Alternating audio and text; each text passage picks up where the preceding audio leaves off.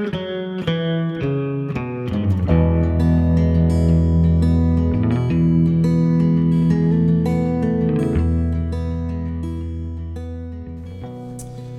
name's Ben Campbell. I'm a professor here at New River Community College.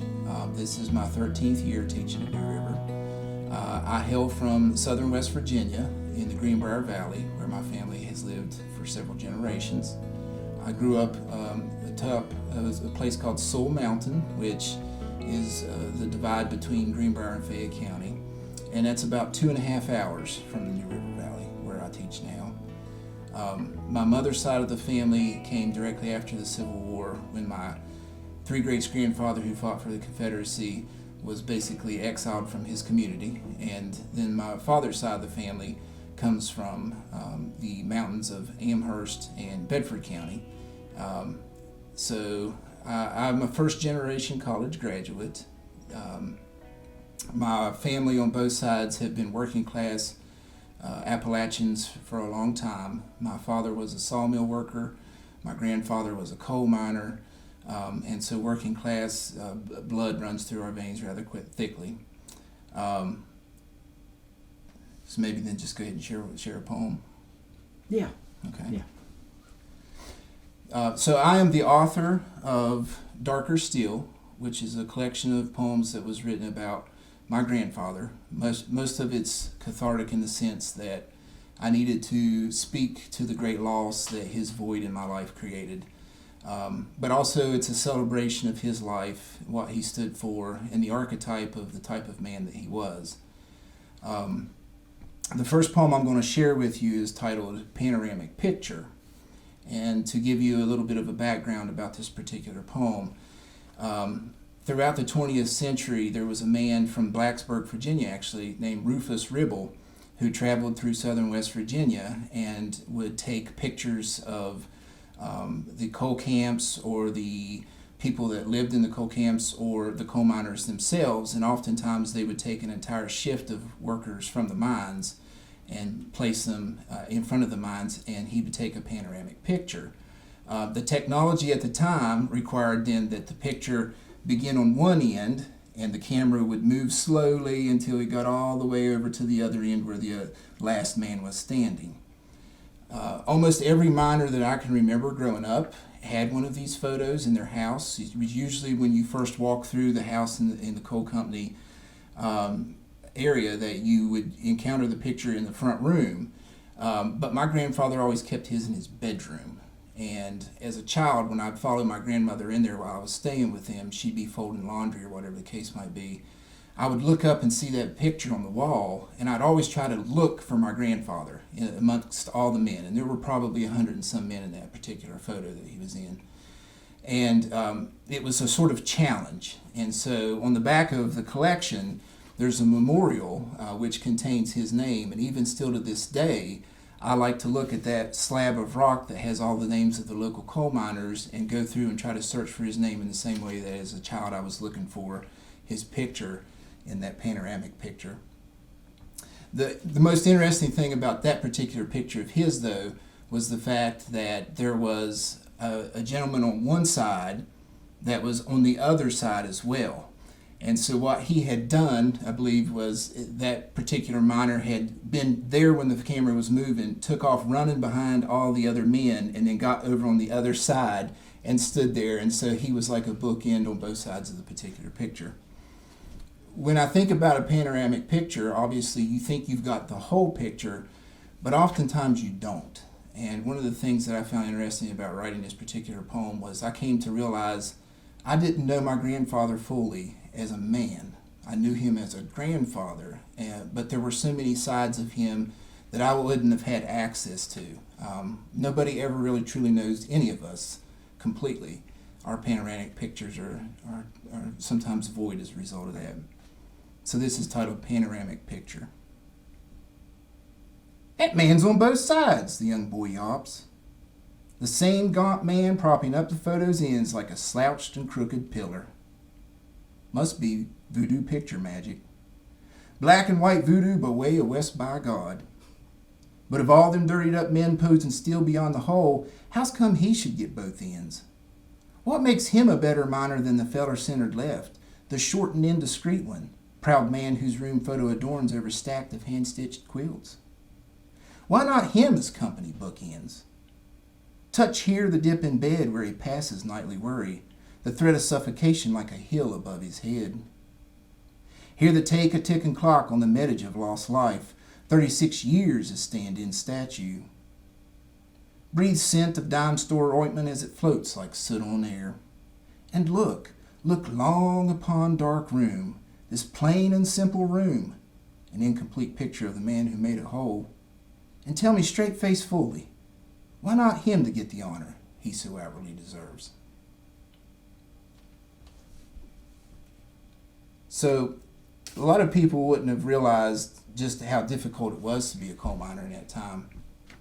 Not only the physical toil that it took on you, but the mental toil, because society wasn't quite as advanced as it is now. There weren't $1 million life insurance policies for a coal miner to purchase. My grandfather had 5 kids, and he often worried, what happens if I get buried in the mines? Where will I get money? Who will take care of my kids? What will happen to them? And so he spent most of his life awake, because he was either awake in the mines or he was awake in bed worrying about being in the mines. And so even at an old age, he was unable to really shed that, which I felt bad for him about, because the poor man just couldn't sleep to save his life.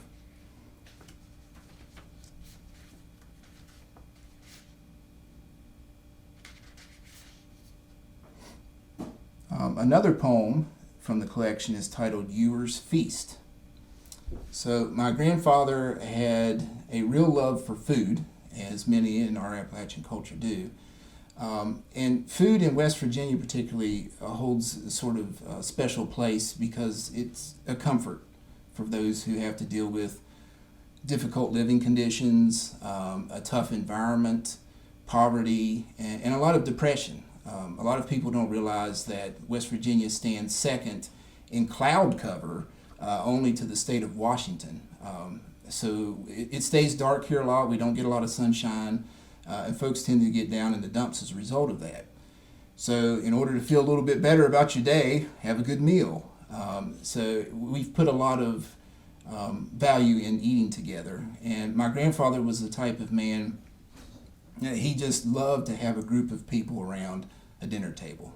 Nothing would make him happier than a good meal with fellow souls. And there's a story from the collection that I actually didn't include in it, titled Breakfast Table, that I wrote about a photo that I had found in my grandmother's album, in which he and all of his brothers were sitting around a dinner table together. And I don't know that I've ever seen him quite so happy as in that moment. And so this poem is titled Ewer's Feast, and it's based off of my grandfather's lunchbox, and some of the things that he would carry in it. This is one of the typical lunch pails that someone from that era would have carried, and they would have packed it thick. My grandfather, working deep into the mines, he wouldn't have been able to leave at any point to go out to his vehicle and pick up or sit and enjoy his lunch on his own time. He had to make sure he had enough food with him while he was in the hole. So he had to pack it really good. He usually carried about 4 sandwiches, 2 Snickers bars, 4 or 5 Little Debbie's cakes, and the leftovers from the previous day's dinner. And my grandmother would actually have a difficult time shutting the lid to the lunch pail because there was so much food in it. But he required all of those calories in order to get through what was very back-breaking work. And I can remember the images of him coming home each afternoon with his face covered in black and from the coal, and him carrying that lunch pail. And it was covered in all of these stickers that he used as a sort of expression of who he was. And he was a very quiet, meek man, but you think also in that time that the coal miner was a very voiceless individual. They didn't really have a platform for expressing themselves. And I think that lunch pail was his way of expressing himself with all of the emblems. But I do recall that there was a day in which I was fiddling with one of the emblems on the lunch pail and thinking about my own path as a young man. And of course, when you're young, you want to follow your heroes on their journey in life. And my grandfather was a hero to me. And so I had given a lot of thought about, well, when I become a miner, it was not, well, what if I become a miner, but when I become a miner like him, what will I put in my lunchbox? What will my lunchbox look like? And a very hard lesson was learned that day, though, when my grandfather made it clear that that wasn't really the path that he wanted me to follow.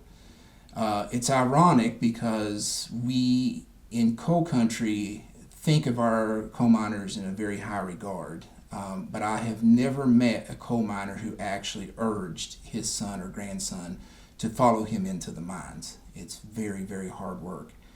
And so this poem is titled Ewer's Feast. Entrapped in cast iron haze of cold and toppled taters, by kitchen counter lean I thumbed the dented pail, dull metal peeking out amid a cloak of time-worn seals. UMWA, Copenhagen, second home to lifelong work, long tipple up the hill meeting slant of ridgeline crest, deep mind set in place to feed a nation's voltage hunger. The clang of doled-out plates rattled space beyond the walls. I traced the crooked row, resting thumb at OSHA label. Black diamond warrior I'm to be, I tug its loosened end, painting face on future bucket through a smudge of dusty dreams, its innards altered layers. Little Debbie's Sunday ham. Across the drawn-in room, he must make my seam of thought, spading rocks of years-long recall for a moment's cornered morsel. He stands at "Y'all come on" to usher us to table, shedding perch on barstool edge to rip the emblem clean. Careful what you touch, he says, then hacks a hardened cough. Some things don't come off. Now go wash yourself for supper. So that was one of those instances as a young man where I came to realize that maybe my path wasn't going to be intertwined with my grandfather's path.